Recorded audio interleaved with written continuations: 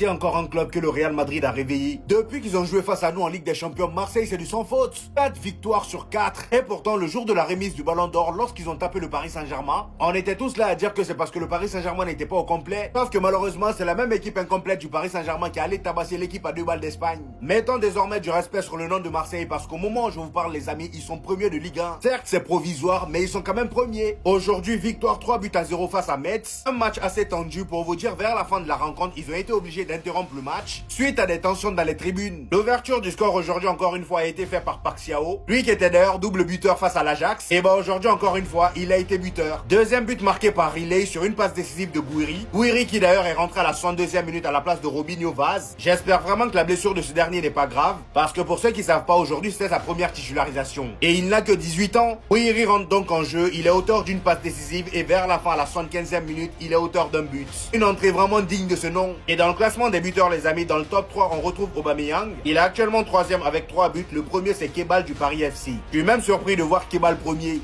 Et tout a changé cette fois-ci. L'OM enchaîne sa 4e victoire consécutive, après notamment la victoire contre le PSG et le massacre en Ligue des Champions contre l'Ajax. L'équipe ne s'est jamais sentie aussi bien que ça. Avant de parler de l'entrée d'Amine Gouiri, soulignons s'il vous plaît à quel point Paik Sao est en train de faire un bien immense à l'Olympique de Marseille. Délivrant aujourd'hui son 3e but en 2 matchs, Théma la célébration, servi par qui? L'homme qui a remplacé aujourd'hui en premier lieu Amine Gouiri. 19 ans, première titularisation. S'enchaîneront l'entrée de Gouiri. Est tellement au-dessus.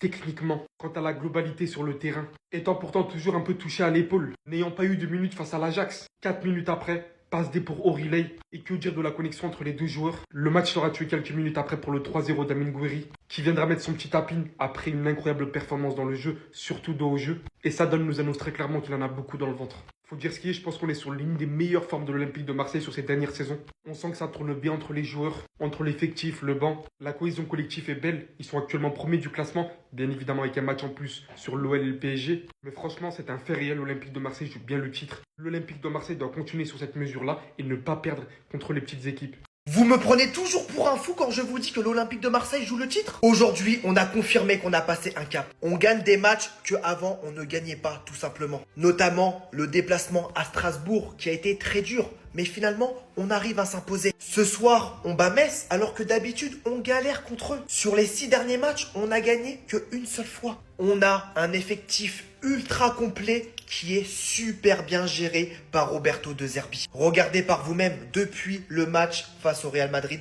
l'Olympique de Marseille enchaîne les victoires. Une à domicile face au Paris Saint-Germain alors qu'on n'a pas gagné depuis 14 ans. Victoire à Strasbourg alors que chaque année on galère. Victoire face à Metz. Vous pouvez dire tout ce que vous voulez. Mais cette année, il se passe quelque chose à Marseille. Quelque chose de bon. Et je peux vous garantir qu'on va titiller le Paris Saint-Germain pour le titre jusqu'à la fin de la saison. Moi, personnellement, j'y crois. Avec la qualité de l'effectif, si c'est pas cette année, c'est quand qu'on va gagner quelque chose. Il y a des choses qu'il faut qu'on s'admette. Même les Marseillais vont être d'accord. Ce qui se passe en ce moment dans le championnat, c'est carrément du paranormal. Gagner contre le PSG, même décimé, ils ont fait un gros match de bonhomme, ça c'est ok. Après, ils viennent gagner à Strasbourg. Alors ça fait longtemps qu'ils nous avaient pas battus, ça encore, ça peut aller. Ils font un énorme match en Ligue des Champions, mais par contre, après tout ça, gagner contre Metz qui est dernier, je m'y attendais pas du tout. Parce que normalement, la marque de fabrique de ce club, c'est quoi? Ils enchaînent les grosses prestations et au moins les supporters leur font le plus confiance. C'est là qu'ils leur plantent un couteau dans le dos. Et bah ça a changé et c'est grâce à Mehdi, Benatia et Pablo Longoria qu'ils ont plus cette maladie. Et on va commencer par un concept qu'ils ont pas compris. Normalement, dernier jour de mercato, c'est quoi? C'est le panic buy. Au final, ils ont fait les meilleures recrues de toute la Ligue 1 sur ce jour-là. Parce qu'ils sont passés d'un Balerdi qui est un joueur niveau Europa League. Avec ce genre de joueur, tu peux faire des beaux parcours en conférence ou en Europa comme dit. Mais ils sont passés à des défenseurs niveau Ligue des Champions et c'est ça qui change tout. Naïef Aguerd qui me disent maintenant c'est quand la dernière fois qu'ils ont vu un défenseur aussi fort dans leur club. Surtout qu'ils sont pas limités à ça parce qu'ils ont pris le défenseur français le plus sous-coté et ça fait très longtemps que je le dis. Benjamin Pavard, les gars, c'est un monstre. Ce gars-là, il méritait pas de se faire critiquer et de dire que sa carrière se résume qu'à une reprise de volée parce que c'est totalement faux. Et le pire dans ça, c'est que regardez le banc de barbares de Vermieren jusqu'à Aubameyang, il n'y a aucun nom qui est dégueulasse là-dedans. Et c'est pour ça que là, d'habitude, j'étais habitué à me prendre un peu la tête avec les Marseillais, mais ils méritent totalement leur première place. Et les gars, je pense que le PSG va quand même finir champion. Et là, pour l'instant, ils jouent sans Dembélé, Doué et tout ça. Mais en tout cas, c'est l'année où ça va être le plus serré, ils vont vraiment combattre jusqu'au bout. Oh Riley, personne parle de ce mec, alors que c'est l'un des meilleurs Marseillais depuis le début de saison, et c'est le Marseillais le plus sous-coté depuis le début de saison. Le match qu'il fait aujourd'hui, but, passe D, mais hormis ça, en première mi-temps quand c'était chaud, quand fallait faire face à un bloc bas, quand il y avait encore 0-0, il jouait toujours vers l'avant. Toujours face à un bloc bas, jouer vers l'avant, c'est jouer avec son cerveau aussi, c'est faire la prise d'info, et il joue souvent en une touche, deux touches maximum. Il est excellent, c'est un joueur d'équipe, il joue pour l'équipe. Pareil sur son but, c'est en une touche, il a pris la prise d'info, il a frappé où il fallait. Et toujours la passe juste, le geste juste. C'est un joueur excellentissime, je le kiffe, il est trop sous-coté. Très gros match de Greenwood aussi aujourd'hui. Meilleur Marseillais en première mi-temps, le plus dangereux quand c'était face à un bloc bas, quand il y avait encore 0-0, c'était le plus dangereux. Il a touché 2 fois le poteau, fin du match il a eu une grosse occasion, il aurait mérité son but. Et on connaît déjà son talent, mais cette année il y a un truc en plus. Cette année il a un état d'esprit, il a une grinta qu'il n'avait pas l'année dernière. Donc déjà avec le talent qu'on connaît qu'il a, s'il met la grinta, s'il met le bon état d'esprit, en plus, ça va être l'un des meilleurs joueurs de Ligue 1 cette saison.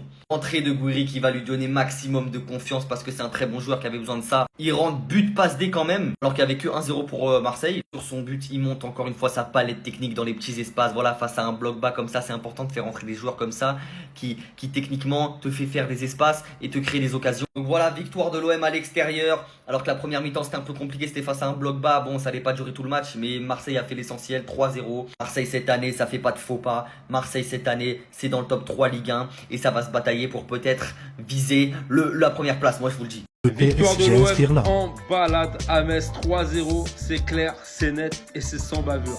J'ai regardé ce match vraiment attentivement et voilà, je le dis, c'est un moment de vérité aussi. L'OM, c'est très fort. L'équipe est solide et il y a beaucoup de mouvements devant, beaucoup de possibilités. Il y a un banc. Attention, oui, l'OM, ça va être un vrai candidat au titre cette saison. Il y a des joueurs de talent qui sont capables aussi de faire des différences individuellement. L'équipe est très bien équilibrée et ils ont vraiment bien recruté, ça se voit. Le groupe a progressé, le groupe a beaucoup d'envie et l'OM finira top 3, c'est sûr, en fin de saison. Par rapport à tous les matchs que j'ai pu voir cette saison déjà en Ligue 1, j'en ai vu quand même pas mal, j'ai vu toutes les équipes jouer. Et l'OM, pour moi, c'est l'équipe la plus forte derrière le Paris Saint-Germain sans aucun doute. Et quelque part, je suis quand même content de voir ça parce que je loue les qualités de la Ligue 1 depuis pas mal de temps maintenant. Et la Ligue 1 progresse et ça, c'est tout bénef pour notre championnat. Et on l'a aussi vu en Coupe d'Europe cette semaine. Abonne-toi.